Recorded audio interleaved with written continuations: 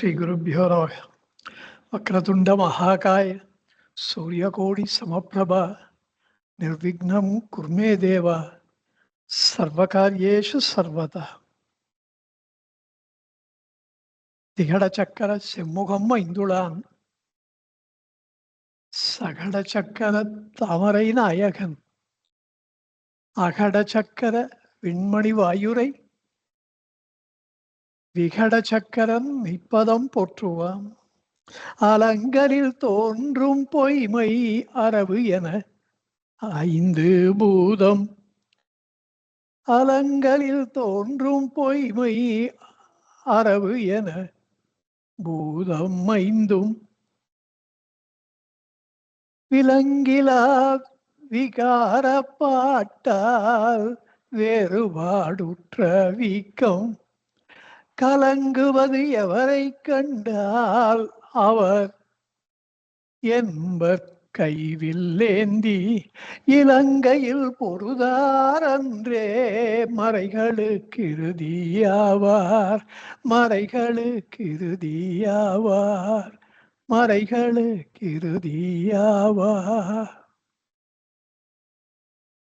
காதலால் திருவேங்கட கண்ணுதல் பாத பங்கயம் போற்றி பணிந்தவர் வேத புத்தி அவிழ்ந்த மனதராய் மீதமாய் திகழ் மெய்ப்பொருள் காண்பரே மீதமாய் திகழ் மெய்ப்பொருள் காண்பரே.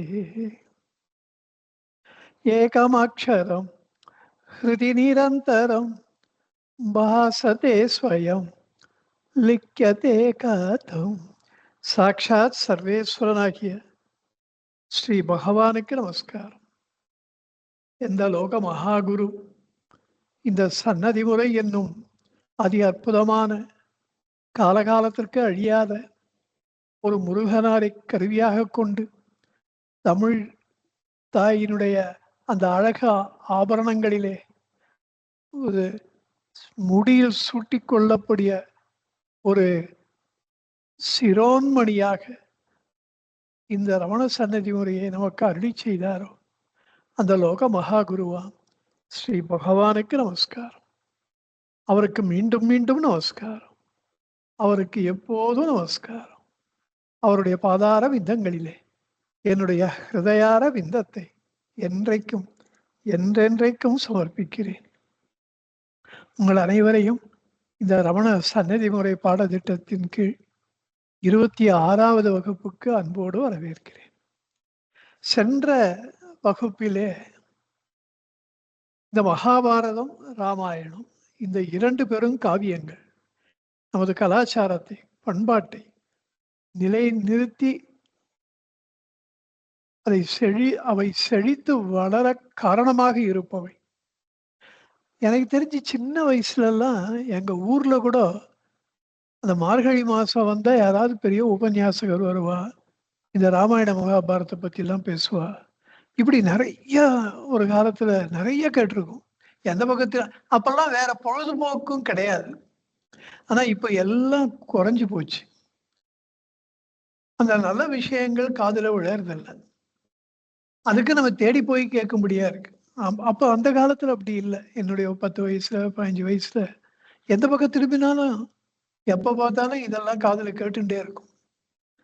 பட் அப்படிப்பட்ட ஒரு சூழ்நிலை மறுபடியும் வருமா என்றால் இப்போது இருக்கின்ற சூழ்நிலை எப்படி இருக்கின்றது பார்த்தா நம்ம தான் அப்படிப்பட்ட சூழ்நிலையை நம்மை சுற்றி உருவாக்கி கொள்ள வேண்டும். அதற்கு மிகப்பெரிய வசதியை இந்த டெக்னாலஜி ஹஸ் கிவன் அஸ். நம்ம நினைச்சுன்னா நெட்ல போகலாம். மிகச்சிறந்த உபன்யாசங்கள்லாம் நெட்ல இருக்கு. பொறுமையா கேட்கணும். அது அந்த பொறுமை நம்மளுக்கு வேணும். அந்த ஒரு ஆப்டிடியூட் வேணும். அதனுடைய முக்கியத்துவம் நமக்கு பிடிபடணும். நமக்கு இருக்கிற எத்தனையோ வேலைகள்ல அதை கேட்கணும்னு தோணி அதுக்கு டைம் அலாட் பண்ணி கேட்கணும். இப்படி டெய்லி ஒரு 1/2 ஹவராவது கேட்கணும். அப்படி இந்த ராமாயணமும் மகாபாரதமும் விவேகானந்த சுவாமி சொல்வார், however much you try to shake away from your system, you cannot shake away Ram and Sita. Rama and Sita are in your blood. அப்படி இந்த ராமாயணமும் மகாபாரதமும் நம்முடைய வாழ்க்கையிலே ஒன்று கலந்தவை இன்றைக்கும். இதுல ரொம்ப முக்கியமான விஷயம் ஒன்று ஆன்ம சமர்ப்பணம் மகாபாரதம், ஒன்று ஆன்ம விசாரம் த செல்ஃப் என்கொயரி இது ராமாயணம். இப்படி இந்த 2 பேர் இதிகாசங்கள் இவ்வாறு உருவெடுத்திருக்கின்றன அப்படின்னு நம்ம பார்க்கிறோம். அப்படி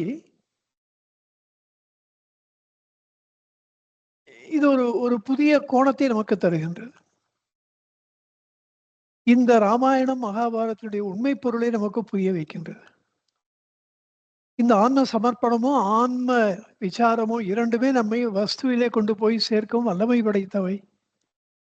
அந்த ஆன்ம விசாரமும் ஆன்ம சரணாகதியும் நமக்கு உள்ளே தீவிரமாக நமக்கு உள்ளே போனோம், நம் மனசுக்கு உள்ள போனோம் அப்படின்றதுக்காக இந்த 2 பெரும் இதிகாசங்களை நமது பெரியோர்கள் உருவாக்கி கொடுத்திருக்கிறார்கள். ராமாயணம் நடந்திருக்கான்னா 100% நடந்திருக்கு. மகாபாரதம் நடந்திருக்கான்னா 100% நடந்திருக்கு. ராமர்கள் அயோத்தியாலேருந்து லங்கா வரைக்கும் நடந்த பிரதேசங்களை எல்லாம் விவரிக்கிறதே போறோம், அது நடந்திருக்கா இல்லையான்றது. அர்ஜுன் திக்விஜயம்னு அர்ஜுனன் போற ஊரெல்லாம் மகாபாரதம்னு பேர் வந்ததே இந்த இவ்வளவு தேசங்கள் இந்த பாரதத்தில் இருக்கிறவை அத்தனையும் ஒரே கலாச்சாரத்தை கொண்டவை. 56 தேசங்கள் இருப்பதாக சொல்லப்படுகின்றன. அதுல காம்போஜம், இப்போ இருக்க கம்போடியா, இந்த பக்கம் கந்தஹார் சகுனி ஊர், காந்தாரி, அது ஆப்கானிஸ்தான், எல்லாமே மியான்மர், எல்லாமே பாரதமாகத்தான். மகாபாரதத்தில் கூர்ஜரம், காஷ்மீரம், குஜராத்னா காஷ்மீர்னா காஷ்மீரம்னா காஷ்மீர், இப்படியெல்லாம் பாண்டிய தேசம் அதில் வருகின்றது. சோழன் ஒருவன் இருக்கிறான் என்று வருகின்றது. இப்படியெல்லாம் மகாபாரதம் நமது பாரத தேசத்தை ஒரு பின் பாயிண்ட் பண்ணி சொல்றது. ஏதோ அதுல ஒரு ஊரை பற்றிய வர்ணனைகள்லாம் அப்படியே நம்ம வியப்பின் எல்லைக்கே அழுத்துகின்றன. அவரு வியாசர் என்ன ஒரு ஊருக்கும் போய் இப்போ சேக்கிழார் பிரான் மாதிரி ஒரு தமிழ்நாடு ஃபுல்லாக போய் 63 நாயன்மார்களை ஒருத்தரும் தேடி திருவி அப்படியே பண்ணார். இருந்த இடத்துல எழுதினார். அது ஞானக்கண்ணில் அவர் அப்படி பார்த்துருக்கார், பரிபூர்ண ஞானி. அதனால அப்படி ஒரு மகாபாரதத்துல அது மட்டும் இல்லை, இன்னொன்று கேட்டால் நீங்கள் ஆச்சரியப்படுவீங்க. இந்த கர்ணனை ரொம்ப அவன் மனது உடையும்படியாக சல்லியன் பேசுகிறான். அவனுக்கு சல்லியன் தேரோட்டணும்னு கேட்குறான். அவனை நம்பி கர்ணன் தேரை ஓட்டுன்றான். இவன் தேரை ஓட்டுறவும் அவனே, நீ ஒன்னால ஜெயிக்கவே முடியாது, அர்ஜுனன் எங்க நீ எங்க, இப்படியே பேசின்னு இருக்கான். இவனுக்கு ரொம்ப கோபமா வருது. அப்போ ஒரு லெவலுக்கு வரைக்கும் பொறுத்துட்டு கர்ணனால அப்புறம் பொறுக்க முடியல. இவன் இவ்வளவு he was virtually putting him down. அதுல அப்படியே virtually was broke. அந்த மாதிரி மனசு உடைஞ்சு போய் அந்த கோபத்துல சொல்றான், உங்க சல்லிய தேசத்துல இருக்கவளை பத்தி உங்களுக்கு தெரியாதா? அதெல்லாம் சூதாடுறவங்க, பொய் சொல்றவனுங்க, தப்பு பண்றதுக்கு அஞ்ச மாட்டானுங்க, இப்படியெல்லாம் சல்லிய தேசத்தை பத்தி அவன் சொல்றான். எனக்கு அதெல்லாம் படிக்கும்போது ஆச்சரியமா இருந்தது. அந்தந்த தேசத்துல இருக்கிற மனோபாவங்களை எல்லாம் கூட வியாசர் அங்கே கொண்டு கர்ணன் மூலமா சொல்றார். அப்படி ஆனா அந்த மாதிரியான தேசத்திலிருந்து வந்த சல்யன் அதுக்கு தகுந்தாப்புலதான் பிஹேவ் பண்ணான். துரியோதனன் அவனை நம்புறான், கர்ணன் அவனை நம்புறான். ஆனா இவன் தர்மபுத்திரன் கேட்டுன்றதுக்கோசரம் அவன் அவளுக்கு உள்குத்து வேலைன்னு போட்டு சொல்லுவாது. அந்த மாதிரி பர்ஃபெக்டா பண்ணிட்டு இருந்தான். அப்படியே துரியோதனன் கர்ணனுக்கு அப்புறம் அவனை சேனாதிபதியா நியமிக்கிறான். ஆனா மகா பராக்கிரமசாலி. அதனால இப்படி மகாபாரதம் நடந்ததுதான்னா 100% நடந்திருக்கு. ஆனால் நம்ம பெரியவாருடைய தீர்க்க தரிசனம் அதையெல்லாம் எழுதி வைத்தார்கள் பாருங்கள். They have recorded it. ராமாயணம்னு வால்மீகி மகாமுனியும், இங்க வியாச மகாமுனி அவர் மகாபாரதத்தையும் நம்முடைய நன்மைக்காக அவர்கள் எழுதி வைத்தார்கள். இதனுடைய உண்மையான தாத்பரியம் ஆன்ம சமர்ப்பணமும், ஆன்ம விசாரம். இதையெல்லாம் ரொம்ப தீவிரமா பார்த்தோம் சென்ற வகுப்புல. அதனுடைய அந்த எப்படி இந்த 2 இதிகாசங்களும் ஒன்றை ஒன்று தழுவி நிற்கின்றன, வேறுபடவில்லை. தழுவி நிற்கின்றன. அப்படி பார்த்தோம். இன்னொரு விஷயமும் பார்த்தோம். ஆன்ம சமர்ப்பணத்துல சரணாகதி நம்முடைய சொந்த முயற்சி கொஞ்சம் கம்மியாகவும், இறைவனுடைய அருள் பெருசாகும். ஆன்ம விசாரத்துல சொந்த முயற்சி கொஞ்சம் அதிகமாகவும், தெய்வ சகாயம் கொஞ்சம் கம்மியாகும். இதெல்லாம் தோற்ற மாத்திரம் என்பதையும் பார்த்தோம். இப்படி இந்த 2 இதிகாசங்களை இந்த அளவு பகுத்து ஆராய்ந்ததினாலே நமக்கு தெரிகின்ற உண்மைகள் 2. ஒன்று ஆன்ம சமர்ப்பணமும் அல்லது ஆன்ம விசாரமும். It is total surrender or self enquiry. இதை 2த்தையும் பண்ணி எப்படியாவது மனதை மனம் பகிர்முகப்படுவதை தடுத்து அகமுகப்படுத்தி எண்ணங்களை நேரடியாக சந்தித்து அவைகளை அழித்து நமக்கு இயல்பாகவே நம்மிடையே இருக்கின்ற அந்த அமைதியை, அந்த அமைதியாகிய சுகத்தை நாம் அனுபவிக்க வேண்டும். அதனால தான் சொல்லுவார், ஜேகே சில விஷயங்களும் அற்புதமா சொல்லியிருக்கார். அதுல ஒண்ணு,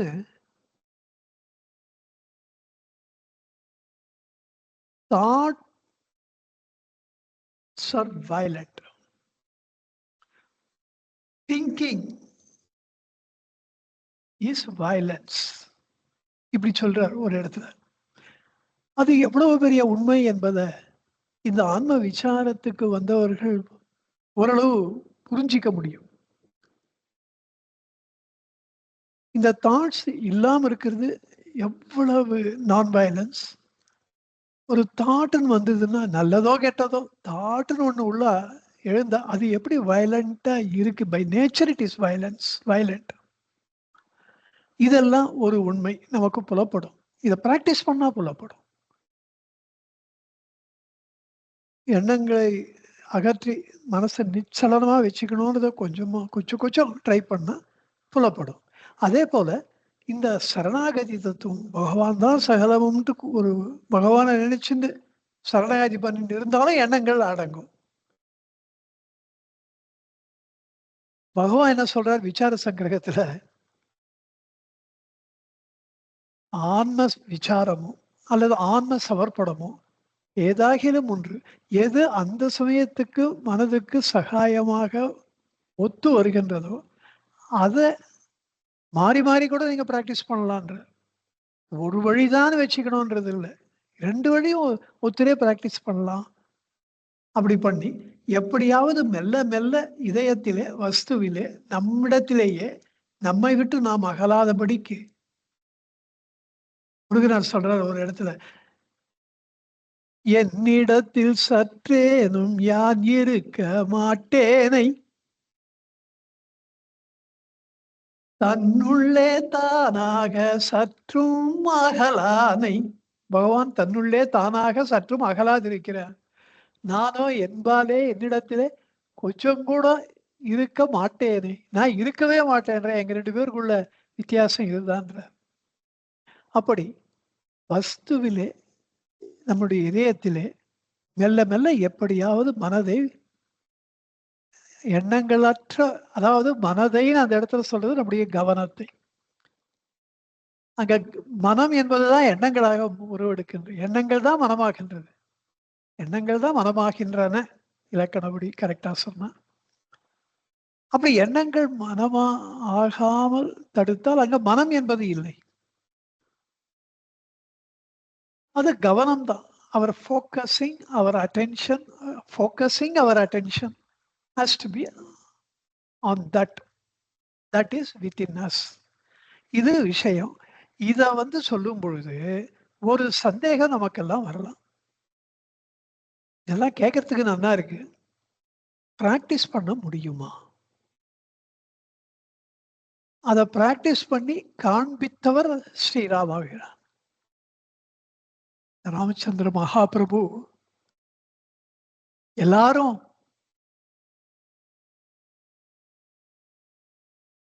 கத்துண்டார். இதெல்லாம் விஷயங்கள் எல்லாரும் கேள்விப்படுறார். ஆனா, அவர் ரொம்ப தீவிரமா இத தன்னுடைய வாழ்க்கையில உபயோகப்படுத்தியவர். பிராக்டிஸ் பண்ணவர். நடைமுறைக்கு கொண்டு வந்தவர். இதெல்லாம் பண்ண முடியும். The self-enquiry is something that it is possible to practice. Rather, it is not theoretical. Rather, it is exclusively practical. அதுதான் practical. அப்படி செஞ்சு காண்பித்தவர் ராமபிரான். எப்படின்றதுக்காக ராமபிரான் இந்த ரமணபிரானுடைய இந்த தத்துவத்தை நான் யார் என்று தனக்குள்ளே ஆழ்ந்து போய் பார் என்கின்ற இந்த விசாரத்தை எப்படி பிராக்டிஸ் பண்ணார் என்றதை இன்றைக்கு பார்க்கலாம்.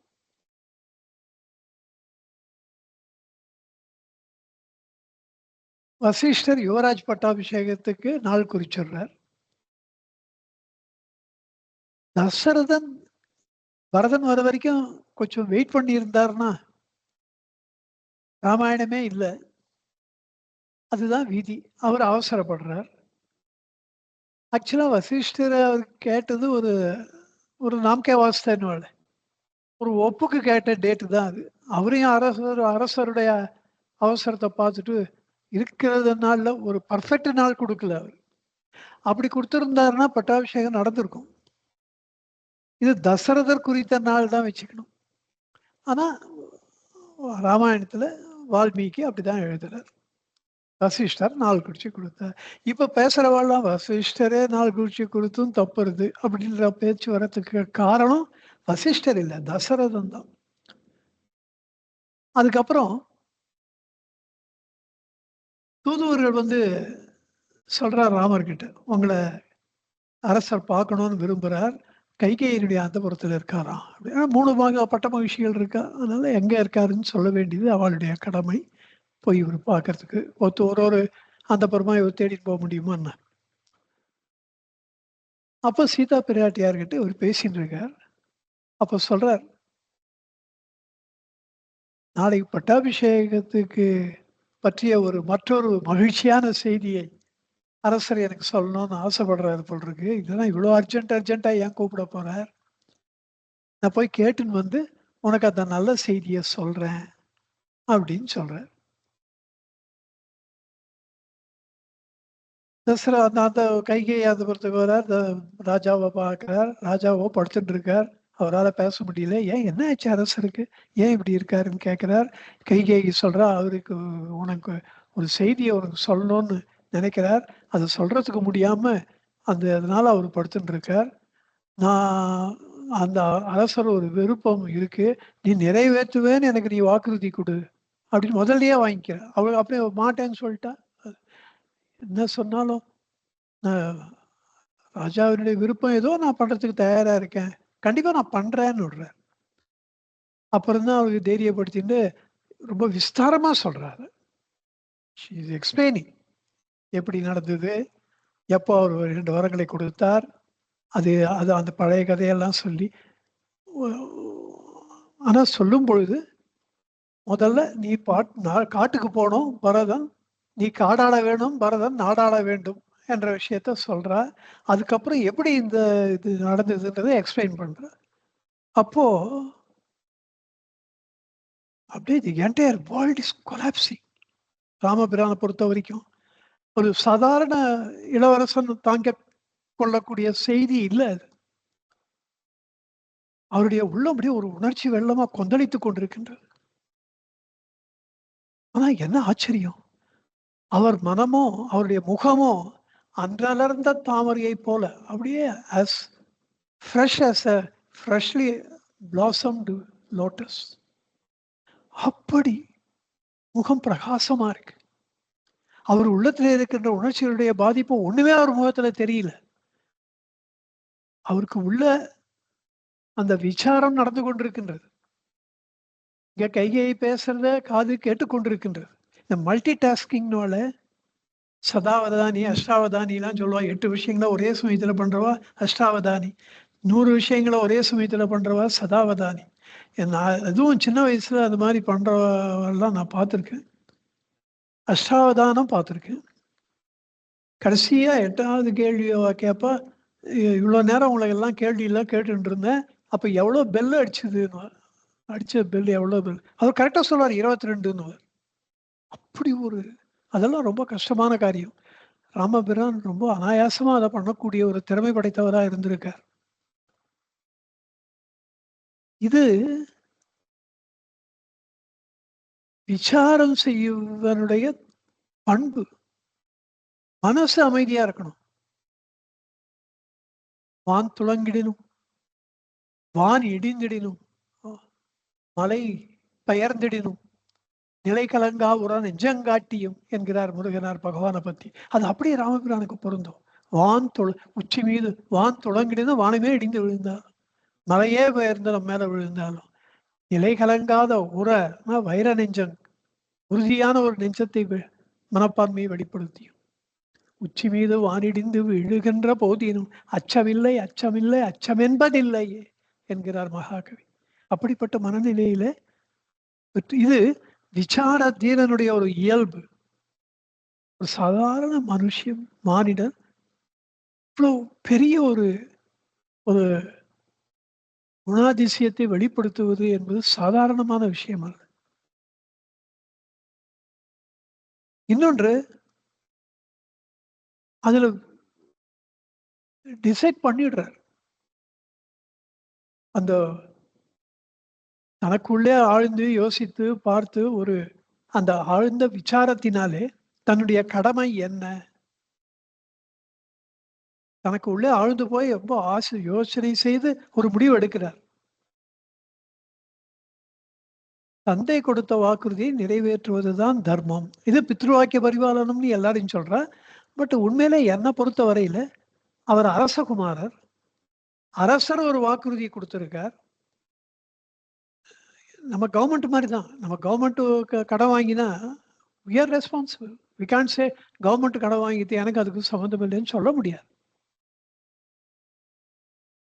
ஸோ அதே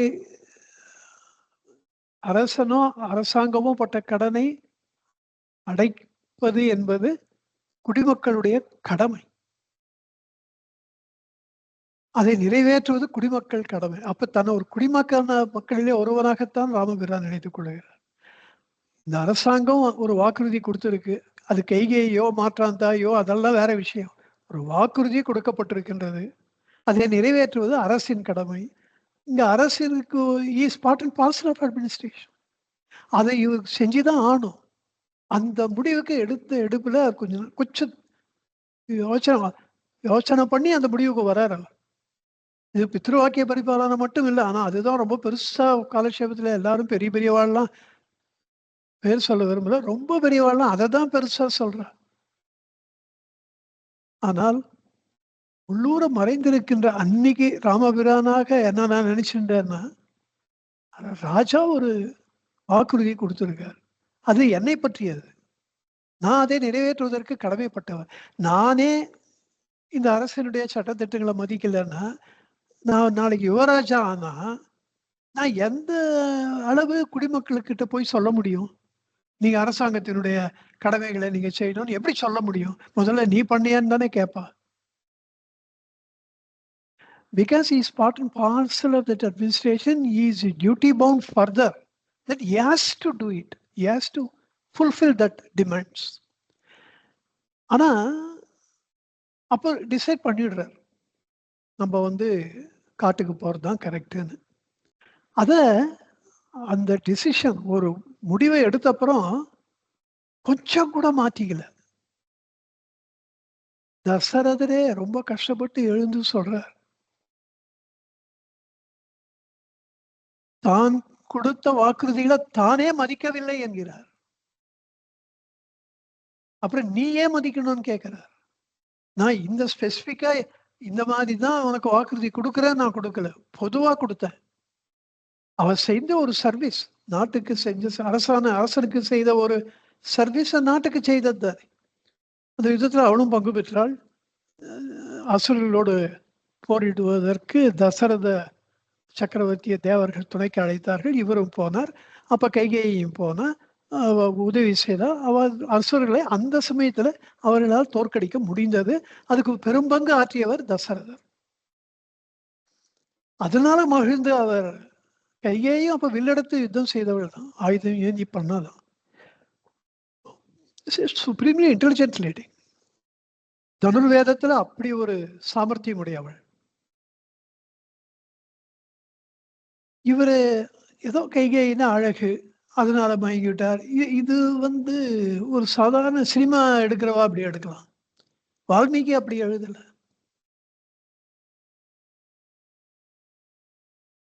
in fact she is part and parcel of that royal family. Kaikeyi எல்லாம் அக்கான்னு, சுமித்ரா, கைகே அவள்லாம் தன்னை எரேசிங் அவுட் ஒரு இண்டிவிஜுவல் இது அவ இருந்தா. அரசர் அவளுக்கு எல்லா முக்கியத்துவத்தையும் பட்ட மகிழ்ச்சியா கொடுத்து எல்லா மரியாதையும் கொடுத்தா கூட அதுக்கு மேலே தனக்கு பெரியவாளுக்கெல்லாம் மரியாதை கொடுத்துதான் வாழ்ந்தா. ராமபிரான உயிர் அவளுக்கு. இன்ஃபேக்ட் யுவராஜ் பட்டாபிஷேக ராமர் இருக்கணும், அவதான் முதல்ல சந்தோஷப்பட்டா. என்னமோ விதி அந்த குனி மூலமா வந்தது. மனுஷ சுபாவம், சர்வைவல் இஸ் த மெயின் அஜெண்டாவாயிடுறது. அவதான் சொல்லல, ராமர் தான் கௌசல்யா ரொம்ப டாமினேட் பண்ணுவா, நீ ஒண்ணுமே இல்லாம போயிடுவேன்னு பயமுறுத்தவே அவன் மனசு மாறிடுறது. வித் ஆல் தட் ராமாபிரான் அவ அந்த புறத்துலதான் ரொம்ப வாழ்ந்தாருன்னு சொல்றார் வால்மீகி. கைகேயி வளர்த்ததை விட அவதான் அவரை ரொம்ப வளர்த்திருக்கா. இப்படி எல்லாம் இருந்தும் கூட எல்லாத்தையும் யோசிக்கிறார் அவருடைய. அதனால்தான் நான் சொன்னேன், ராமருடைய உள்ளம் ஒரு உணர்ச்சி வெள்ளமாக இருந்தது. இதுல என்ன ஆச்சரியம்னா, நீங்க முதல் வாட்டி இந்த ஆத்ம விசாரத்தை நடைமுறைப்படுத்தும் போதுதான் you will take time, you will take lot of time rather. But இது மாதிரியான நடைமுறைப்படுத்தி பார்த்தீங்கன்னா, இந்த எக்ஸ்பெரிமெண்ட்ல நான் கூட பண்ணியிருக்கேன். எங்க வாழ்க்கையில வந்த கஷ்டங்கள்ல பகவான் இப்படி சொல்லியிருக்கார், இது எப்படி எந்த அளவு இதை பண்ணி பார்க்கலாம். ஃபர்ஸ்ட் ஒரு 10 yearsல it took lot of time. Second 10 yearsல it has taken consider of the time. அப்புறம் ஒரு டைம் வரும், அந்த நிகழ்ச்சி நடந்துட்டு இருக்கும் போதே you will be able to decide. அது எக்ஸ்பீரியன்ஸ் தான், இன்ஸ்டன்டா எடுப்போம். And that will not be a reaction, it will be only a response. அவசரப்பட்டு ரியாக்ஷன் கிடையாது. ஆழ்ந்த முடிவுக்கு பின்னாலே வருகின்ற எந்த ஒரு ரெஸ்பான்ஸ் நமக்கு வருமோ அது இன்ஸ்டன்டா வரும். அதுதான் பிராக்டிஸ். அதுல ரொம்ப கை தேர்ந்தவராகி இருந்திருக்கிறார் அந்த நேரத்துல. அதோட இன்ஸ்டன்டா அவர் டிசிஷன் எடுத்தது ராவணன் கிட்ட போரிடும் பொழுது. அப்போ வரும்போது இன்னும் அதிகமா அவருக்கு அந்த பிராக்டிஸ் ஆயிட்டு இருக்கு. அதோட அதிகமா பிராக்டிஸ் வந்தது சீதா பிராட்டியார காட்டுக்கு அனுப்பும் போது. இதெல்லாம் தான் மைல் ஸ்டோன்ஸ் அவருடைய வாழ்க்கையில. இன்று போய் நாளை வான்னு சொன்னது. அந்த விவேஷன் நடந்துட்டு இருக்கும் போதே able to take a decision. கையை கிட்ட தான் அவருக்கு it took lot of time, because அவளே நிறைய எடுத்துட்டா. She took lot of time to explain.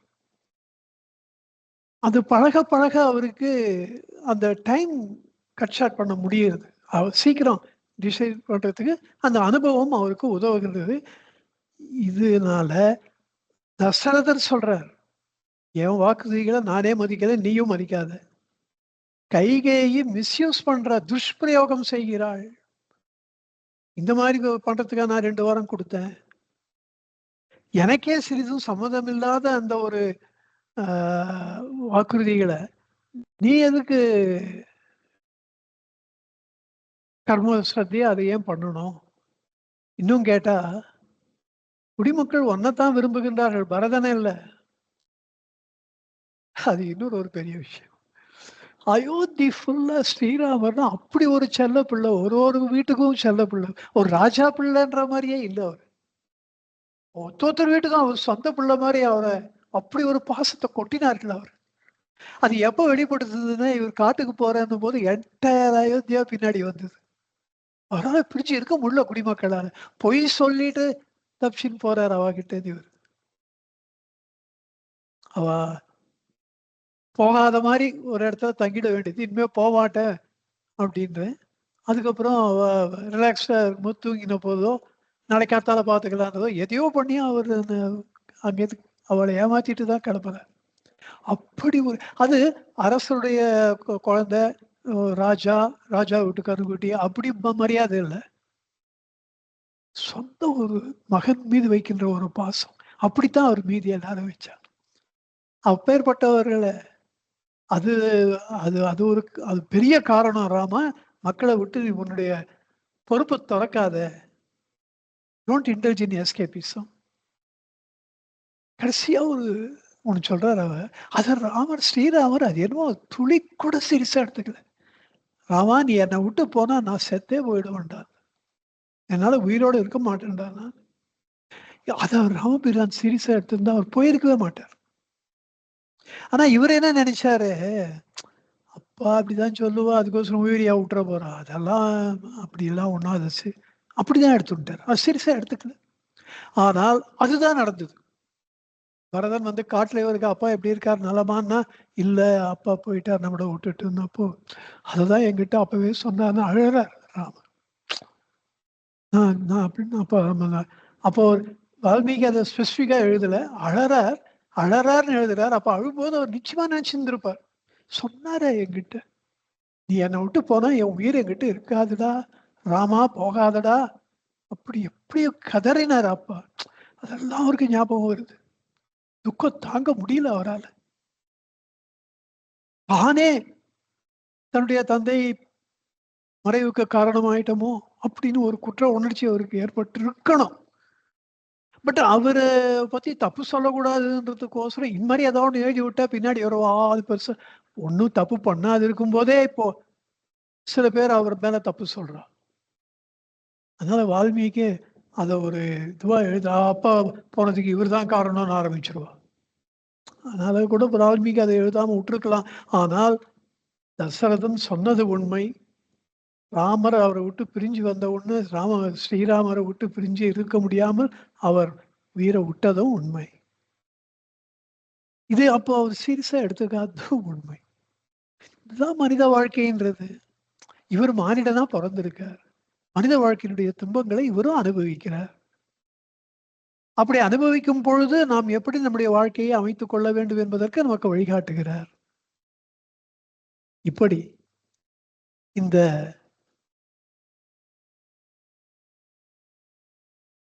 2 வாக்குறுதிகளும் நிறைவேற்றப்பட வேண்டியவைதான் என்று ஒரு தீவிர சத்திய விசாரத்துக்கு பிறகுதான் அவர் எடுக்கிறார். பிறகு காட்டுக்கும் போயிடுறார். கொஞ்சம் நினைச்சு பாருங்க. இப்ப நான் சொன்ன காரணங்களே நினைச்சு பாருங்க. அவர் மட்டும் நம்ம அரசாட்சியை விரும்பி இருந்தால், யார் ஒண்ணா அத விரும்பி இருப்பா? அவ்வளோ பெருசா விட்டுட்டு யாரும் காட்டுக்கு போமாட்டா. சில அடிப்படை உண்மைகள கைகேயிக்கு அவர் சொல்லியிருக்கலாம். நான் மூத்த குமாரன். அண்ணாக்கு தான் தம்பிக்கு ராஜ்யம் என்னைக்கும் கிடையாது. முதல் மகன் தான் அரசுக்கு உரியவன்.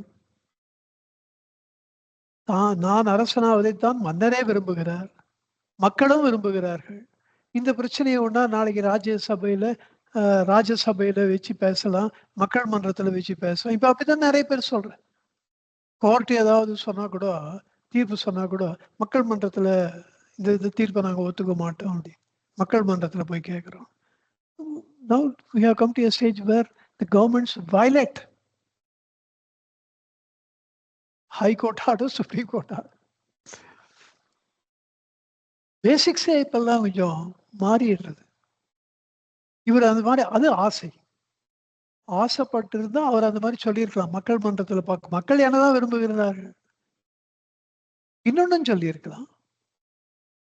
அவர் ஏன் அவ்ளோ அவசரப்பட்டு போனார்ன்னா, பரதன் வந்துட்டா அவன் விடமாட்டான். அது அவருக்கு நன்னா தெரியும். பரதன் வந்து காட்டுக்கு போறத கம்ப்ளீட்டா தடுத்துவிட்டா, இவரு காட்டுக்கு போறது கஷ்டமாயிடும். அப்படி காட்டுக்கு போறது போலன்னா, அப்ப அப்பானோட ராஜா அரசர் கொடுத்த வாக்குறுதிகள், அரசாங்கம் கொடுத்த வாக்குறுதிகள் நிறைவேறப்படாமல் போயிட்டோம். அவர் சத்தியத்தை தான் பெருசா இது பண்ணார். அந்த காலத்துல காட்டுக்கு போனவா திரும்பி வந்ததா சரித்திரமே கிடையாது. ராமபிரான் தான் அப்புறம் 14 வருஷம் பொறுத்து வர்றார். ஏன்னா கொடிய விலங்குகள்ல மாட்டிக்கிட்டு உயிர் போனவா. அதனால தான் கைகேயி ரொம்ப முன்னேற்பாடு ஜாக்கிரதையா 14 வருஷம்னா. ஏதோ ஒரு வருஷமே அங்க இருக்க முடியாது. 14 வருஷம் சொல்லிட்டா வரவே மாட்டான் அப்படின்னு. அப்ப தைரியமா அவர் நான் காட்டுல போய் இருக்கேன்னா, இன்னொரு விஷயம் நினைச்சு பாருங்க.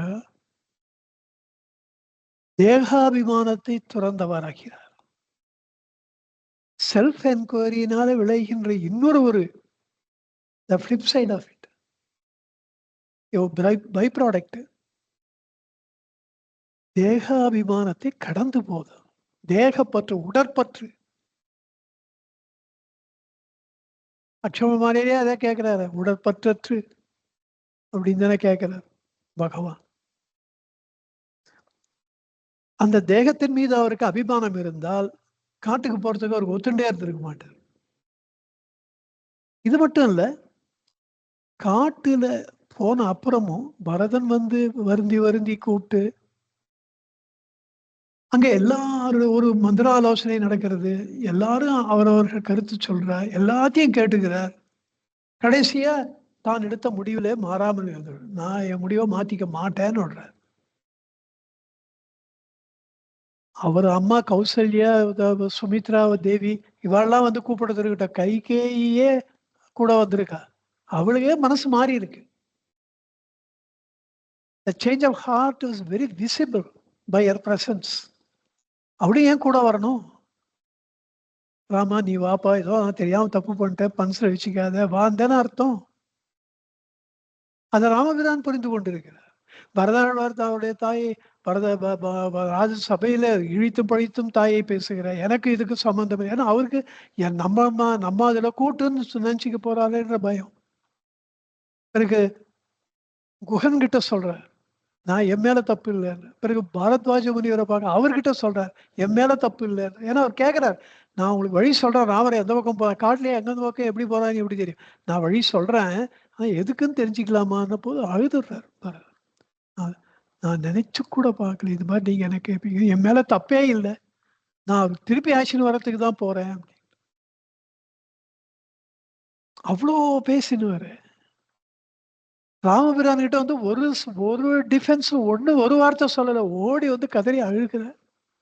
அங்க ராமபிரான் கிட்ட போய் அவரு எனக்கு இதுக்கும் பங்கு இல்லைன்னு சொல்ல வேண்டிய அவசியமே இல்லாமல் இருந்து.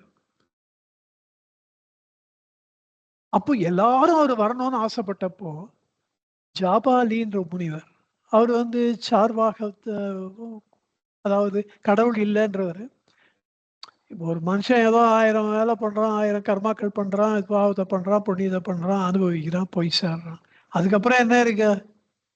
நீ அதை போய் பெருசா தசரதன் எப்போ சொன்னது உட்காந்து, எப்போ உயிரை உடலை விட்டு போயிட்டாரோ அதோட அவருக்கு அதெல்லாம் முடிஞ்சுது. இப்ப நீ நடக்க வேண்டிய காரியத்தை பாருன்னு கடுமையா கோச்சிக்கிறார். இந்த ஜாபாலின்னு ஒரு ரொம்ப மதிக்கத்தகுந்த ஒரு முனிவர். அவரை அது எப்படி நீங்க மாதிரி பேசலாம்? எள்ளும் தீர்த்தமும் இது கொடுத்தா அது எப்படி அவங்க போகலைன்னு நீங்க எப்படி சொல்லலாம்? இறுதி கடன்கள்லாம் நான் பண்றேன், அதுக்கெல்லாம் அர்த்தம் இல்லைன்னு எப்படி நீங்க சொல்லலாம்?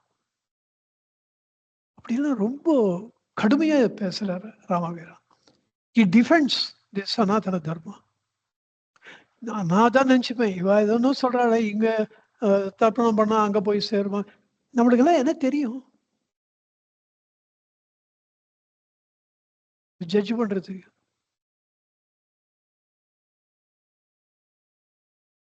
ஒரு அக்னிக்கு சமர்ப்பணம் பண்ண அக்னி அந்தந்த தேவதைக்கு கொண்டு போய் சேர்க்கறதுன்ற ஒரு சூக்ஷ்மத்தை நம்ம பெரியவர்கள் கண்டுபிடித்திருக்கிறார்கள். நம்மளுக்கு கண்டுபிடிக்க தெரியல, நம்மளுக்கு புரியல. அப்போ அதெல்லாம் அந்த பிரிட்டிஷ் சொல்ற மாதிரி தான். நம்மளை பற்றிய விஷயங்கள்லாம் ஒண்ணுமே புரிஞ்சிக்காம இவாளுக்கெல்லாம் ஒண்ணுமே தெரியல, பிரிமிட்டிவ்னு நம்மளை பேசிட்டு இருந்தோம்.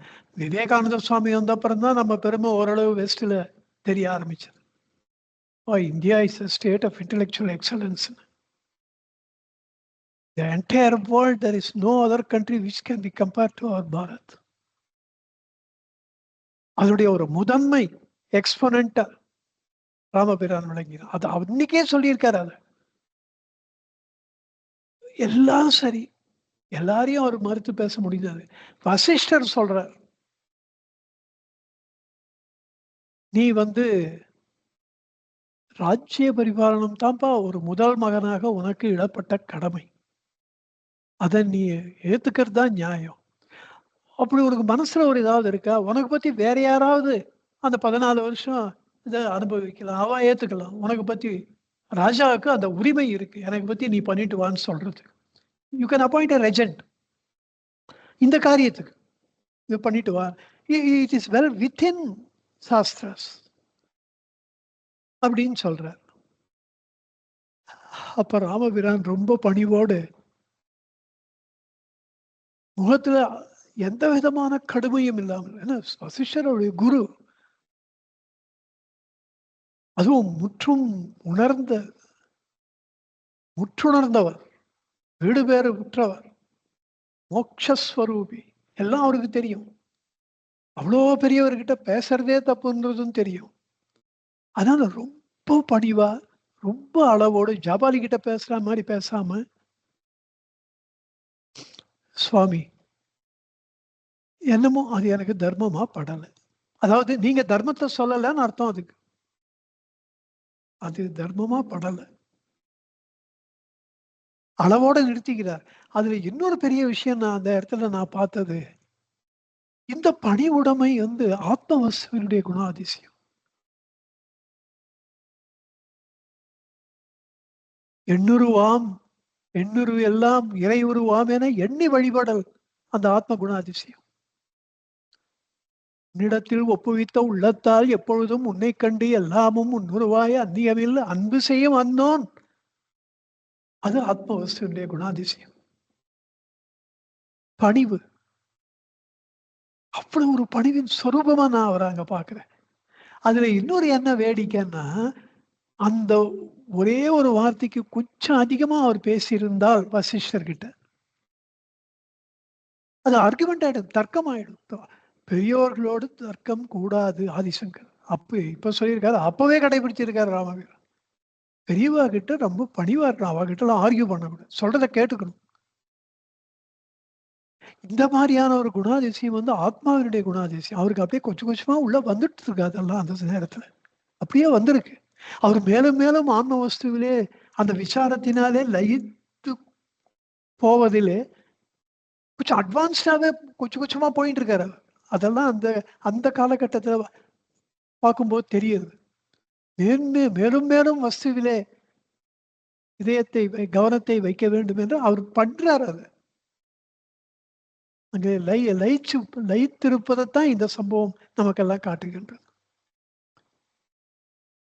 இந்த ஆணவப்பட்டோர், அகந்தை வயப்பட்டோர், செருக்கு இருப்போர், இவர்கள் தான் பதவியினாலே, படிப்பினாலே, அதிகாரத்தினாலே,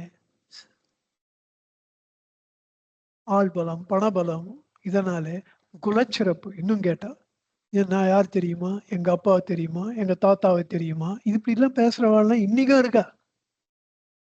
இதெல்லாம் காலங்காலமா இருக்கிறது தான், ஒன்றும் புதுசு கிடையாது. அந்த மாதிரியான அவர்கள் செருக்குட்டு அழிவர். அதுல அகந்தை வயப்படுவர், ஆணவப்படுவர். ஆனா ஆன்மவயப்பட்டவரோ எவ்வுயிர்க்கும் தாழ்மை சொல்லி செய்போல் இருப்பர் கண்டீர் என்றார் பட்டினத்தார். எவ்வுயிர்க்கும் தாழ்மை சொல்லி செய்போல் இருப்பர் உண்மை ஞானத்தவரே. இருக்கும் இடம் தேடி அன்னம் உருக்கமுடன் கொண்டு வந்தால் உண்பேன், இல்லைன்னா நான் சாப்பாடு வேணும், நான் போக கூட மாட்டேன். நாய் போல் பணிந்து செய்போல் எல்லாருக்கும் தாய்மை செய்போல் இருப்பரே உண்மை ஞானத்தவரே. அப்படி ராமபிரான் ஆயிருக்கார். அவ்வளவு பெரிய டிசிஷன் எடுக்கிறார், எல்லாரும் சொல்றதுக்கும் மாத்தி பேசுறார். அது எவ்வளவு பணிவா பண்ண முடியுமோ பண்றார். அவ்வளவு பணிமை அவர் வெளிப்படுத்தி, இப்படி நாம் சத்தியத்தை கெட்டியாக கடைபிடித்துக் கொண்டிருக்கிறோம், இவர் எல்லோரையும் விட நாம் தான் வசத்தி, அது ஒரு ஆணவம். நான் ரொம்ப பணிவா இருக்கேன்றதே ஒரு அகந்தை. This ego, in whatever way you behave, it will just peep in and will dominate you. இதெல்லாம் நிறைய பார்க்கிறோம். அப்படிப்பட்ட சத்திய வழியிலே நாம் நடக்கிறோம். எல்லாருக்கும் மீறி ரொம்ப ஸ்ட்ராங்கா போயிட்டு இருக்கோம்.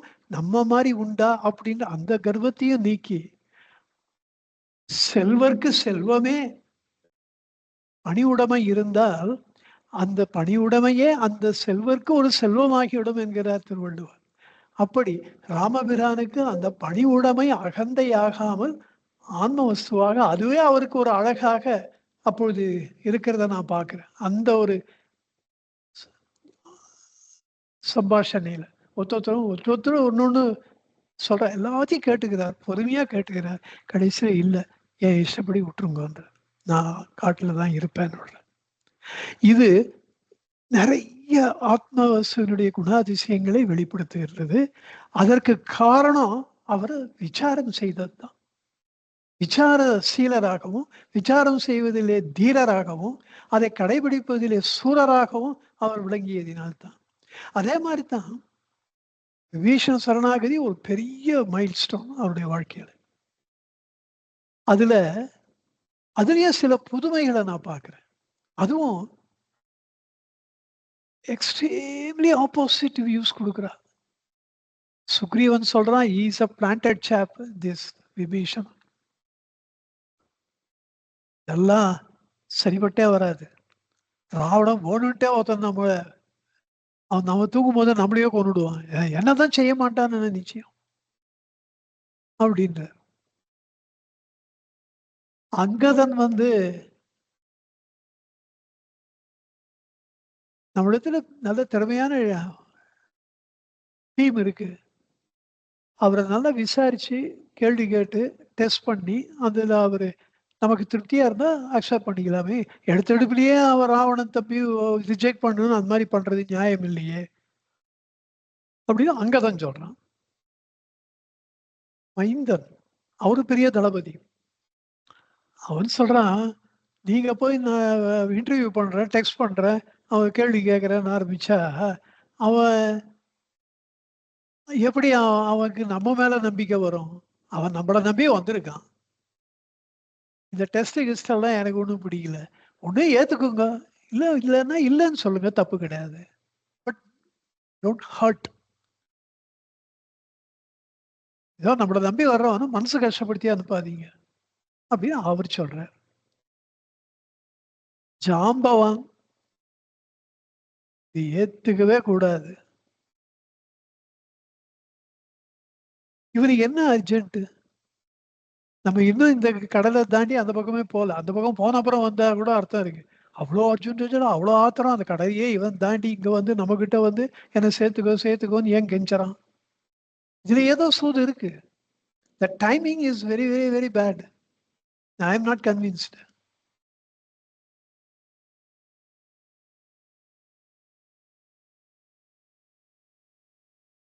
ஆஞ்சநேய சுவாமி சொல்றார்,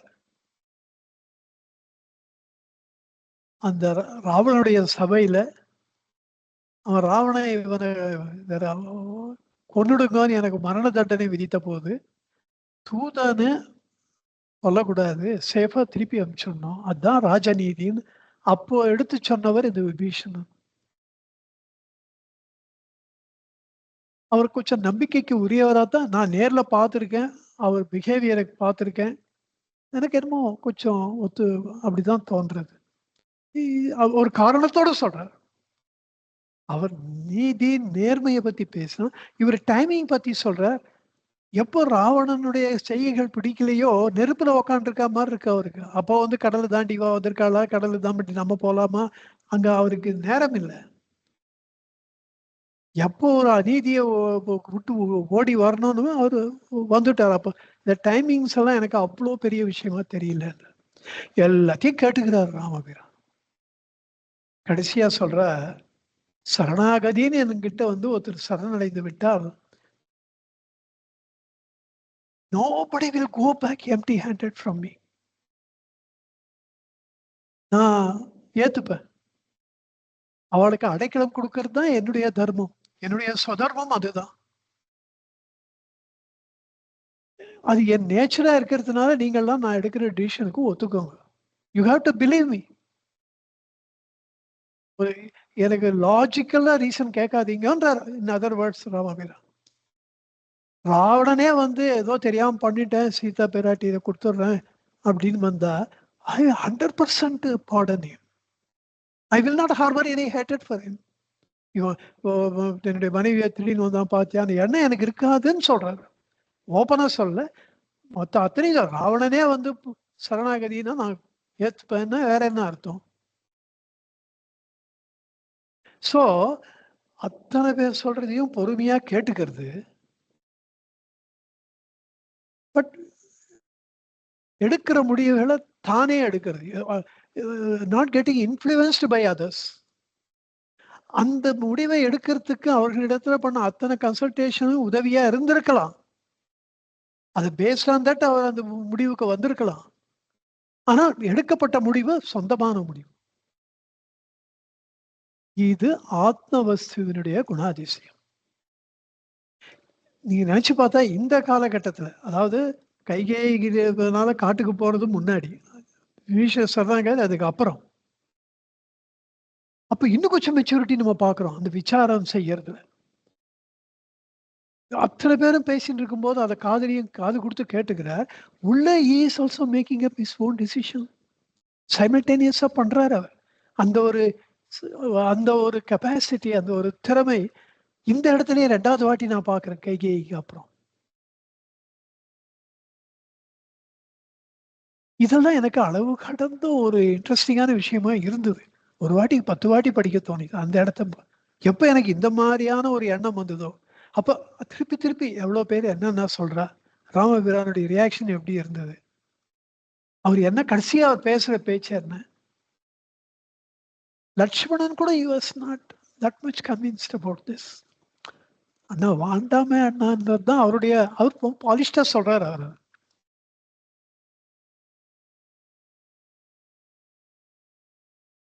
ஜாம்பவான்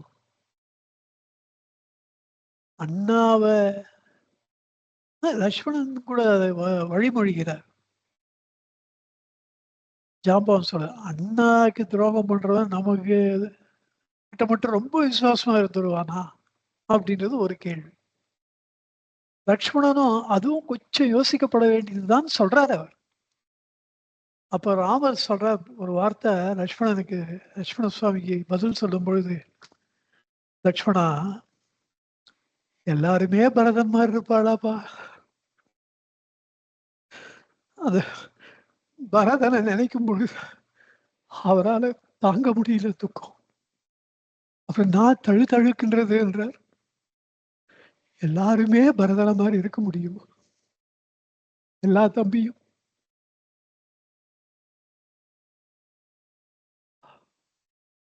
பழைய நினைவுகள் அப்படியே ஆழ்ந்து போயிட்டாராம் ராமபிரான். பரதனை பத்தி கூட ஓடி பிடிச்சு விளையாடினது, பரதன் மீது வைத்த பாசம், காட்டுக்கு வந்து கூப்பிட்டது.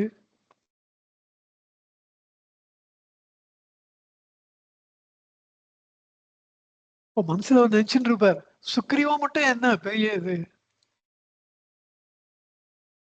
சோ தனக்கு ஒரு ஸ்டாண்டர்ட் வச்சிருக்கார். அந்த ஸ்டாண்டர்டை மற்றவ மேல அவர் திணிக்கல. இதுவும் ஒரு ஆத்ம வஸ்துவினுடைய ஒரு குணாதிசயம். இந்த நம்ம எப்படி இருக்குமோ, நம்ம அகந்தவைப்பட்ட ஆணவத்தோட இருந்தா அதுவும் அப்படியே இருந்துட்டு போயிடும்.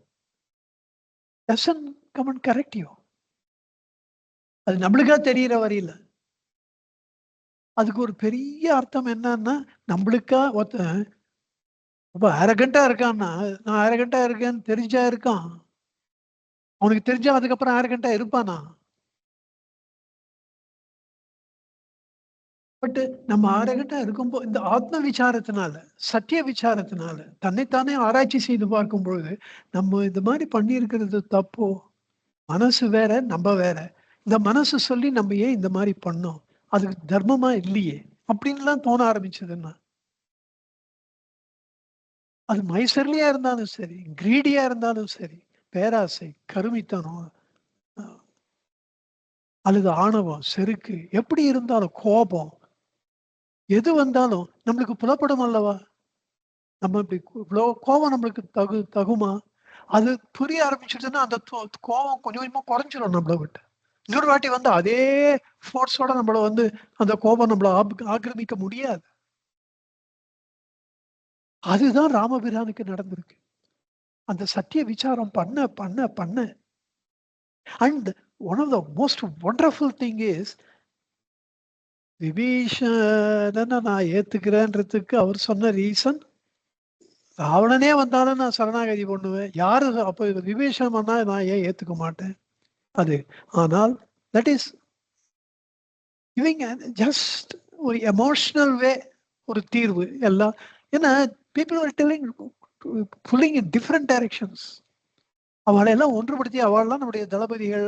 நம்ம என்னதான் இருந்தாலும் ராமபிரான் தான் எங்களுக்கு எல்லாரும் நினைச்சா கூட you must live up to that. ஆனால் ஒரு எமோஷனல் அப்பீல் ஒன்று பண்ணார்.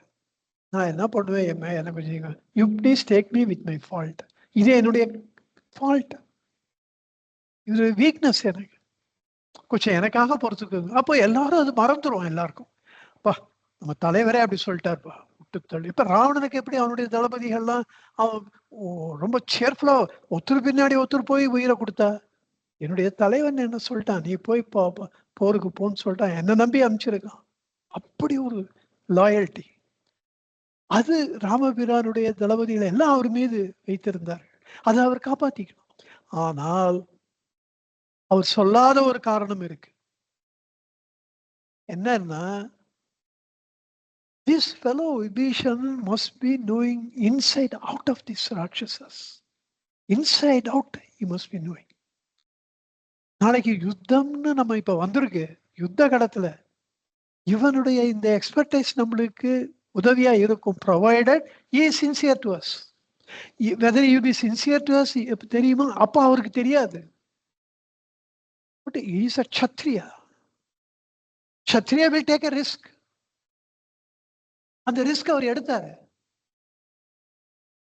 அந்த ரிஸ்க் அவர் எடுக்கலன்னா, விபீஷணனால அவர் பயன்பட்ட விதங்கள் அநேக யுத்த காலத்துல. அதுல ரொம்ப முக்கியமானது, இந்திரஜித் ஒரு யாகம் பண்ண ஆரம்பிச்சுட்டான். அதை போய் இப்பவே தடுக்கணும், இப்ப நேரம் இல்லை அப்படின்னு லட்சுமணா கிளம்பு. பிகாஸ் விபீஷணன் அதை மட்டும் இந்திரஜித் பண்ணி முடிச்சதால ஜெயிச்சிருக்க முடியாது. It's a terrific information, most important information, vital for the entire victory. The entire victory depends on that. அது மாதிரி முன்னாடி நிறைய 4 வானரர்கள் ஸ்பையா வந்து ராட்சசர்கள் வானரங்கள் மாதிரி வேஷம் போட்டு வந்தப்போ விபீஷணன் தான் கண்டுபிடிக்கிறார். நிறைய சொல்லலாம். அந்த மாதிரி பிரம்மாஸ்திரத்தினால ராமலட்சுமணர்கள் அடிக்கப்பட்டு ஆல்மோஸ்ட் தேவர் டெட் அப்படின்னப்போ அவர் தான் எல்லாருக்கும் தைரியத்தை சொல்லி, இல்ல சாவு கலை இல்ல, மூஞ்சி இல்ல, அவர்கள் இறக்கவில்லை, இவரை காப்பாற்ற முடியும். அப்ப சுஷேனன்றவர் தான் இந்த ஔஷதங்கள்லாம் வந்தா நல்லதுன்னா ஆஞ்சநேய சுவாமி போய் அது சஞ்சீவி மலையே கொண்டு வர. Vibhishana's role was extraordinarily important. Vibhishan இல்லைன்னா யுத்தத்துல ஜெயிச்சிருக்க முடியாது. அவ்வளோ vital person. And he was totally dedicated to Satyam, truth. And that ensured total loyalty to Lord Rama. இல்லையா? அந்த ரிஸ்க் அன்னைக்கு எடுத்தார் அவர் ராமர். அந்த ரிஸ்க் நான் எடுக்கிறேன்றது ஓப்பனா எல்லாருக்கையும் சொல்ல முடியாது. இது மாதிரி முட்டாள்தனமா இந்த ரிஸ்க் எல்லாம் எடுக்காது, உடனே அதுக்கு அப்ஜெக்ஷன்ஸ் 1000 சொல்லுவா.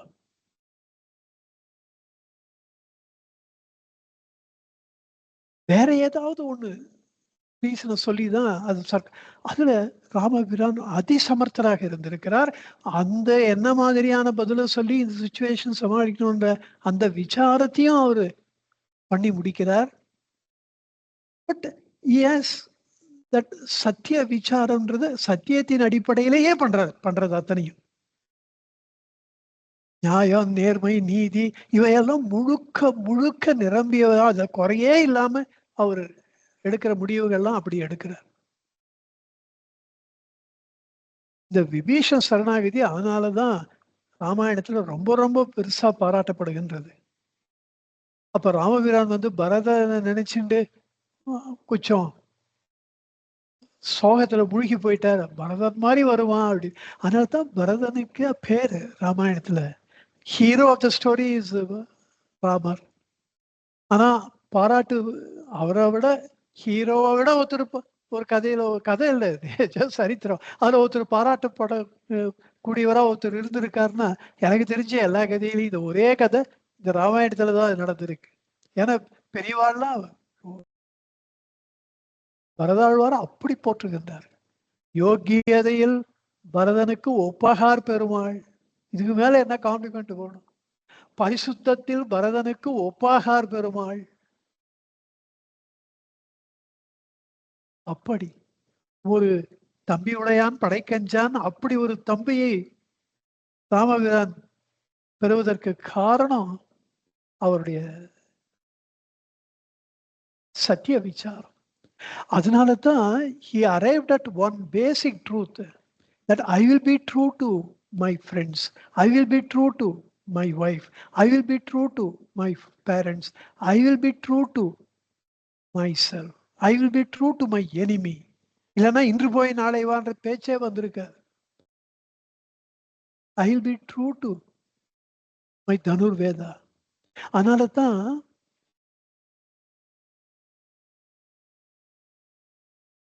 அந்த விசாரம் என்பது அவருக்கு பார்ட் அண்ட் பார்சலா அவருக்கு இருந்திருக்கு லைஃப்ல. அதனால தான் அவரு இன்ஸ்டன்ட் டிசிஷன்ஸ் தான் எடுக்கிற கெப்பாசிட்டி எப்ப பாக்குறேன்னா, புஷ்ப விமானத்துல சீதா பிராட்டியோட ராவண சம்ஹாரம் முடிச்சு திரும்பி போகும்போது முன்னாடியே இதை பார்த்தோம். பரதர் முகம் மாறி இருக்கா, போய் சொல்லு நான் வரேன்னு, அவருக்கு ஒரு ஏமாற்றம் தெரியறதா அப்படின்னு. பரதனுக்கு ராஜ்யத்தை மறுபடியும் விட்டு கொடுக்கறதுக்கு தயாரா இருக்கார். அதுதான் ஆத்ம குணம், ஆன்மாவினுடைய சுபாவம், அது விட்டு கொடுக்கறது. அதுவும் அந்த வசுவனுடைய குணாதிசயத்துல ஒன்று.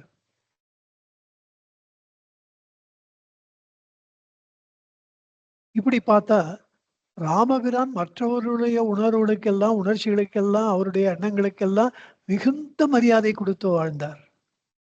ரொம்ப மதிப்பு கொடுத்தார். ஆனால் தன்னுடைய உணர்ச்சிகளை அப்போதைக்கப்போதே அவர் அழித்தார்.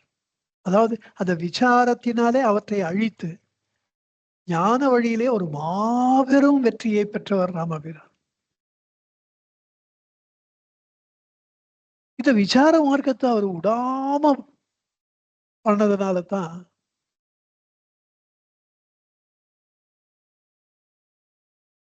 கொஞ்சம் கூட யோசிக்காம, அதாவது அந்த அளவு அதுல ட்ரெயின் அப் ஆயிட்டார் அவர்.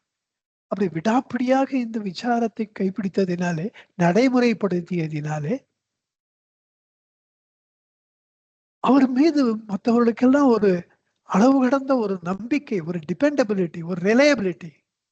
இங்க ஒருவர் இருக்கிறார், இவரை பரிபூர்ணமாக நாம் நம்பலாம் என்கின்ற ஒரு நம்பிக்கையை ஏற்படுத்தினார். அந்த நம்பிக்கைக்கு காரணம் அவர் விசார சீலத்திலே அளவு கடந்த திறமை வாய்ந்தவராக இருப்பதினாலே அது அறிவு கனலாக அவர் ஒளி வீசியது. ராமபிரான்னாலே ஒரு இன்டெலிஜென்ஸ் பர்சானிஃபை. அது அப்படியே ஒளி வீசியது முகத்துல அந்த அறிவு கனல். அப்படி இந்த விசாரம் அவரை ஒரு ஞான ஒளி பிழம்பாக அவரை மாற்றியது. இதெல்லாம் சாதாரண விஷயம் அல்ல. வால்மீகி கம்பராமாயணம் பாடும்போது கம்பருக்கு வாழ்ந்த காலத்தில் ராமபிரான் கடவுளாக ஏற்றுக்கொள்ளப்பட்டு விட்டார். அதனால கம்பநாட்டாழ்வார் அவருடைய மனித குணங்களிலே ஏற்படுகின்ற சில குறைகளை எல்லாம் ரொம்ப பெருசா சொல்லாம பூசி மொழிகி விட்டுட்டார். அதெல்லாம் இப்போ சொன்னா அந்த சமுதாயம் அன்றைக்கு ஏற்றுக்கொள்ளாது என்பதனாலேயும் இருக்கலாம்.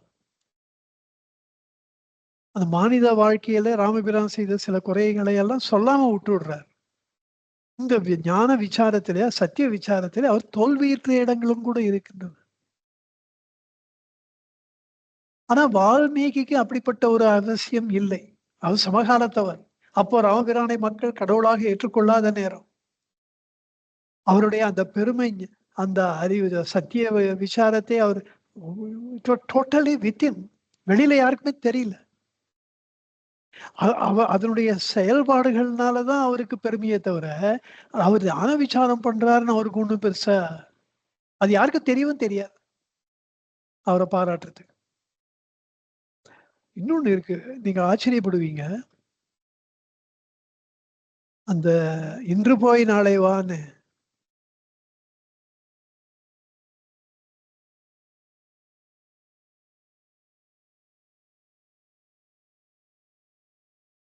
இன்று போய் நாளை வான்னு அவர் ராவணனை சந்தித்த முதல் சந்திப்பு. அதுல விபீஷணன் தான் சொல்றாரு, இவன் தான் லங்கேஸ்வரன், ஐடென்டிஃபைஸ். அப்ப இவருக்கு என்ன கோபம்! அப்ப ஒரு சாதாரண மானிடனாகவே மாறிவிடுகிறார். பழைய நினைவுகள்லாம் அப்படியே முதல்ல பார்க்கும்போது அந்த கம்பீரம், இந்த மெஜஸ்டி ஆஃப் தட் கேரக்டர், இவர் அப்படியே ஆச்சரியப்படுறார்.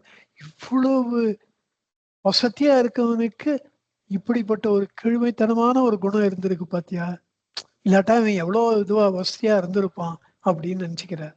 ஆனா அடுத்த நிமிஷம் ஒரு கோபம் வருது. இவன் தான் தன்னுடைய மனைவியை நம்ம வச்சு காப்பாத்துறதுக்கு வக்கில்ல அப்படின்னு தகுதியற்றவனாக என்ன எவ்வளவு கீழான நிலைமைக்கு என்னை இறக்கி விட்டான். ஒரு சாதாரண திருடனை போல, கல்வனை போல மனைவி பிராட்டியார கவர்ந்து கொண்டு வந்தான். எவ்வளவு கேவலமானவன்! அப்ப பிராட்டியார பிரிஞ்சு எவ்வளவு துன்பப்பட்டோம். மரத்தை எல்லாம் பார்த்து நீ பாத்தியா, பறவைகளை பார்த்து நீ பாத்தியா. லட்சுமண பெருமாளே நொந்து போகிறாரு. ஏன் இப்படி மனசு நினைவு வரும்போது நான் ஏன் உயிரோட இருக்கேன்ற. அடித்து வீழ்த்தப்பட்ட நெடுமரம் போல ராகவன் விழுந்தான் என்கிறார் வால்மீகி.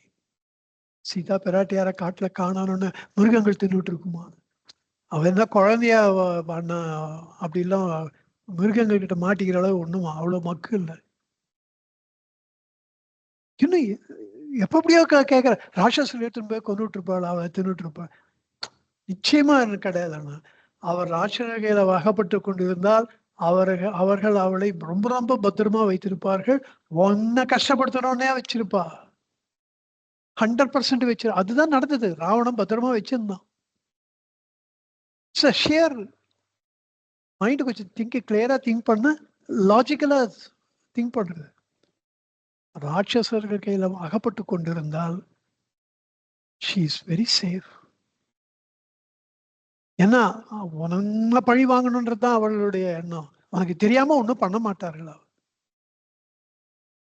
இப்படி எல்லாம் அவருக்கு ஞாபகம் வருது. லட்சுமண சுவாமியே இவரை தேற்றும்படியாச்சு. 3 உலகங்களுக்கும் உனக்கு நிகரான வீரன் கிடையாது, வில்லை எடு. இப்படி எனக்கே ரொம்ப மனசு கஷ்டமா இருக்கு. பண்ணாதண்ணா, நீ எனக்கு ஆறுதல் சொல்லணும், நான் போய் உனக்கு சொல்றதா? இப்படி எல்லாம் இவருக்கு ஞாபகம் வருது. அந்த வந்ததனுடைய சீற்றம் என்ன ஆச்சு தெரியுமா? அந்த தேர்ப்பாகன் அடித்து தள்ளப்படுகிறான். அடுத்த கண குதிரைகள் அழுத்து விடப்படுகின்றன. சரம் மாறினா மாறி மழை, அம்பு மழை பொழிகின்றது. அந்த தேர் செக்குநூறாகின்றது. ராவணேஸ்வரன் தேர்ல இருந்து அதுல தப்பிச்சுக்கிறதுக்கோசரம் தரையில குதிக்கிறான். அப்போ ஆச்சரியப்படுறான், நமக்கா இது நடக்கிறது? First he was amused. அப்புறம் கோபம். அந்த வில்ல என்ன பண்ற மாதிரி இந்த ராமனை அப்படின்னு வில்ல தூக்கத்துக்குள்ள அவனுடைய மகுடம் அடித்து தள்ளப்படுகின்றது.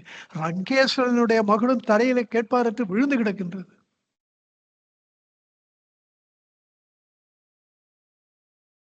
அவனுக்கு கையில எடுத்த will ஒடித்து தள்ளப்படுகின்றது.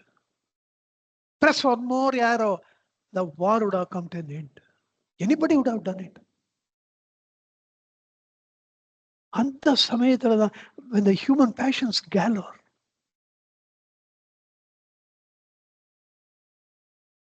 when you are waiting for that moment for all those months, அந்த சமயத்துல மிருக உணர்ச்சிகள் தலைவிரித்தாட ஆடக்கூடிய அந்த நேரத்துல இந்த விசார சீலருடைய அந்த இதயத்துல விசார அறிவு கனல் மலர்ந்தது. எல்லாருக்கும் அப்படி வரவே வராது unless you practice it for years. எல்லாரும் சொல்றா பரங்கருணை கடல், கருணையினால அவருக்கு திரும்பி போன்னு சொல்லிட்டார். அப்படி இல்லை. he wanted to be true to himself. அவருக்கே உண்மையா இருக்கணும்ன்றதுதான் சத்திய விசாரம். நான் இந்த காரியத்தை செய்கிறேன், எனக்கு உண்மையாக இருக்கிறேன், வேற யாருக்கும் நான் பதில் சொல்ல வேண்டாம். அதுதான் விசாரம். அந்த விசாரத்தின் போது அவருக்கு புலப்பட்டது, இன்றைக்கு இவன் நன்றாகவே யுத்தம் செய்தான்.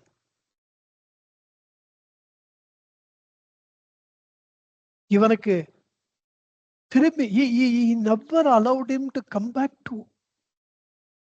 back into the game, into the war. He was just decimated on that day. அவனுக்கு ஒண்ணு என்ன நடக்கிறதுனே தெரியல ராவணனுக்கு. அவனுக்கு ஒரு சான்ஸ் கொடுக்கறது தான் நியாயம். அதுதான்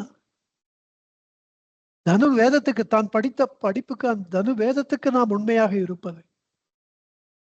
இந்த சத்திய விசாரம் தான் அன்னைக்கு ராவணனுக்கு உயிர் பிச்சை தந்தது. சாதாரண மனிதராக இருந்தா you would have finished him on that day. அங்கே அவர் உள்ளத்திலே அந்த தெய்வீகம் மலர்ந்தது. இவருக்கு ஒரு சான்ஸ் கொடுத்து பாப்பா. he knows 100%. nothing is certain. your victory is never certain in war and love. யுத்தம்னு வரும்போது ஒரு நாள் ஒருத்தன் அவன் ஜெயிப்பான், ஒரு நாள் நம்ம ஜெயிப்போம். என்னைக்கு நம்ம ஜெயிக்கிறோமோ அதை அட்வான்டேஜ் பண்ணிக்கிறது தான் நல்லது. அப்படி அறிவுபூர்வமாக ஒரு அறிவு அப்படி சொன்னாலும் அவருடைய இதயம், அவர் அறிவிலே தங்கவில்லை, அவருடைய இதயத்திலே தங்கினார். அதுதான் that is the difference between this self enquiry and lagging behind it. self enquiry இந்த சத்திய விசாரத்துல முழுமையாக இருந்தால் இதயத்துல தான் நம்ம போய் சேருவோம். இதயத்தோடு நாம் பேசி அங்கே என்ன செய்ய வேண்டும் என்பதை அந்த இதயம் நமக்கு வழிகாட்டும். ராமபிரானுக்கு வழிகாட்டியது. அவர் இன்று போய் நாளை வா என்றார். அவன் இவரிடத்துல தோற்றதுக்கு ஒரு காரணம் இவரே கண்டுபிடிக்கிறார். நீ என்கிட்ட வரதுக்கு முன்னாடி நிறைய பேர்கிட்ட சண்டை போட்டு வந்த, லட்சுமணன் கிட்ட, ஹனுமான் கிட்ட, சுக்ரீவன் கிட்ட, நிறைய பேர்கிட்ட நீ பண்ண, அதனால இவங்க டயர்டா இருந்திருக்கலாம். அதனால உன்னுடைய முழு திறமையை வெளிப்படுத்த முடியாமல் போயிருக்கலாம். இன்னைக்கு போய் ரெஸ்ட் எடுத்துன்னு வா. Come back tomorrow.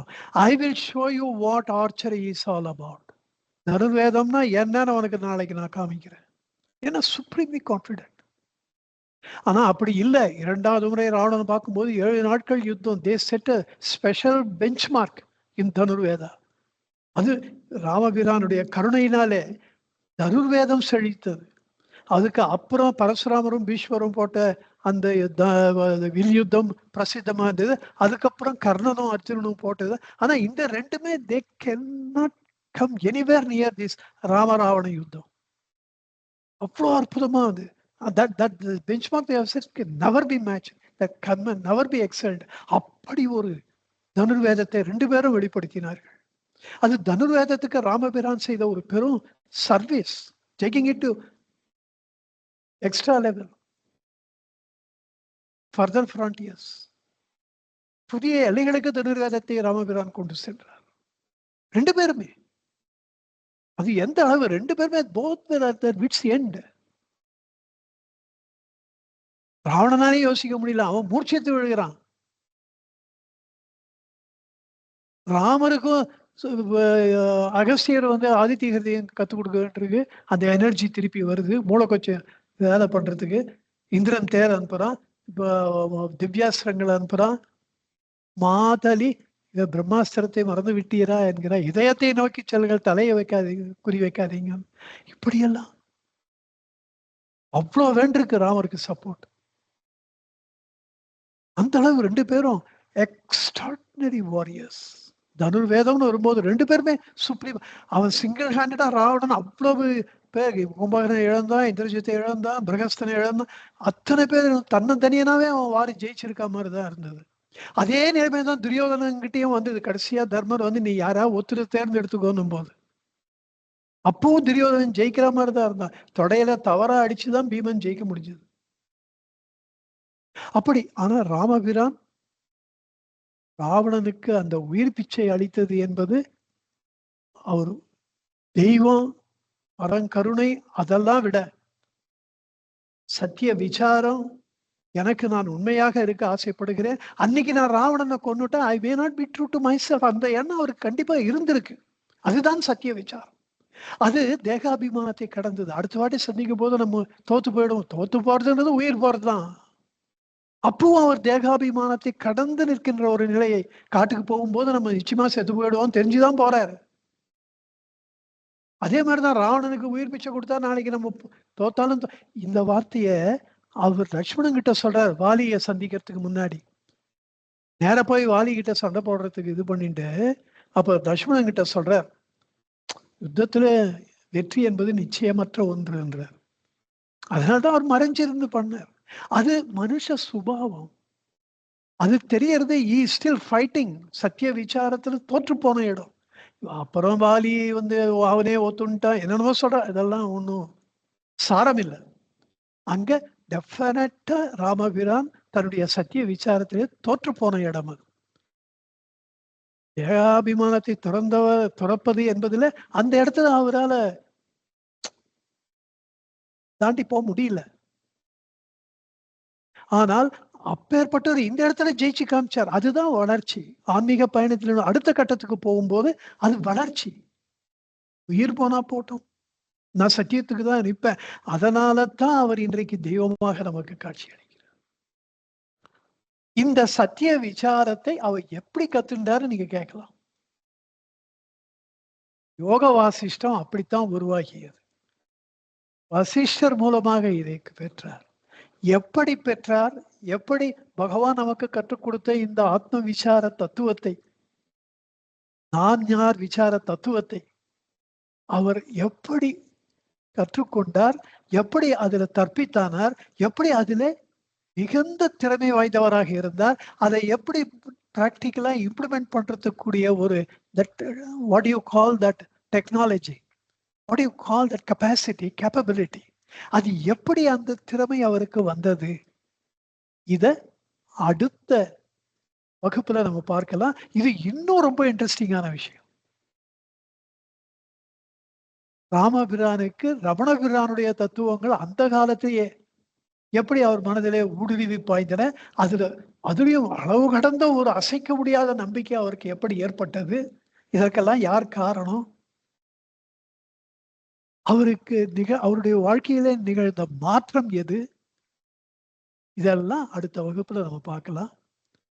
ராமாயணத்துக்கு மிஞ்சின சத்திய விசாரம் இல்லை. அதற்கு நமக்கு கற்றுக் கொடுத்த ஒரு மகாபிரபு ராமச்சந்திரமூர்த்தி.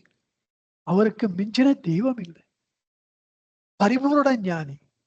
முழுக்க முழுக்க உலகியல் வாழ்க்கையிலே தன்னுடைய கடமையை செய்வதனாலேயே, அந்த கர்மயோகத்தினாலேயே ஒரு தெள்ளத்தெளிந்த ஒரு ஞான ஸ்வரூபமாக ஒருவன் மாற முடியும் என்பதை நமக்கு மனிதராக வாழ்ந்து இது நம்மால் முடியும். ஒரு மனிதராக பிறந்த ஒருவராலே முடியும் பொழுது மனிதராக அதே மாதிரி தான் நம்மளும் பிறந்திருக்கோம். நம்மாலும் இது சாத்தியமான ஒன்றுதான். நம்மால் இது இயன்ற காரியம். இதத்தான் ரமண பகவானிடத்திலேயே நாம் கற்றுக்கொள்வது அதுதான். நம்மால் இது இயன்ற காரியம். அந்த ஒரு பெரும் நம்பிக்கையை நமக்கு ஏற்படுத்தி கொடுப்பவர்கள் ராமபிரானும் ரமணபிரானும். அப்படிப்பட்ட ஒரு ஆத்ம ஞானத்திலே ஏதோ வரட்டு வேதாந்தமாக முடியாமல் நமது சொந்த வாழ்க்கையிலே அதை பயன்படுத்தும் பொழுது அது எவ்வளவு துன்பங்களை நாம் எதிர்கொண்டால் அத்தகைய துன்பங்கள் எல்லாம் how sweet they become. இதுதான் ஆன்ம தத்துவம். இதை நமக்கு கற்றுக் கொடுப்பதற்குத்தான் மகாவிஷ்ணு ராமபிரானாக வந்தார். ரமணபிரானோ முழுக்க முழுக்க அந்த உயர்ந்த நிலையிலிருந்து சிறிது கூட இறங்காமல் அவருடைய ஒரு பெருங்கருணையினாலே நமக்கு இது கிளாஸ் வச்சு கத்துக்கிற விஷயம் இல்லை. பகவானுடைய ஒரு பெருங்கருணையினாலே நாம் இதை கற்றுக்கொள்வோம். அப்படி ராமபிரான் ஒரு மாபெரும் உத்வேகத்தை நமக்கு அளித்திருக்கிறார். அது எப்படி அவருக்கு சாத்தியமானது என்பதை அடுத்த வகுப்பிலே நாம் பார்க்கலாம். இந்த அளவிலே திரேதா யுகத்திலே வாழ்ந்த ஒருவர் கலியுகத்திலே வாழ்ந்த பகவானுடைய தத்துவங்கள் இலக்கணம் என்றால், அந்த இலக்கணத்தை மீது எழுப்பப்பட்ட ஒரு இலக்கியம் ராமபிரானுடைய ராமாயணம் என்பது நமக்கு அறிவுக்கு ஒரு விருந்து. To your intellect. இதை அடுத்த வகுப்பிலே பார்ப்போம் என்று சொல்லி, இப்படிப்பட்ட ஒரு ரமணபிரானுடைய தத்துவம் வாழ்க்கையாக மாற முடியுமா என்றால், இங்கே ராமபிரானை பாருங்கள் என்று சொல்கின்ற அளவிற்கு எப்படி அது விளைந்து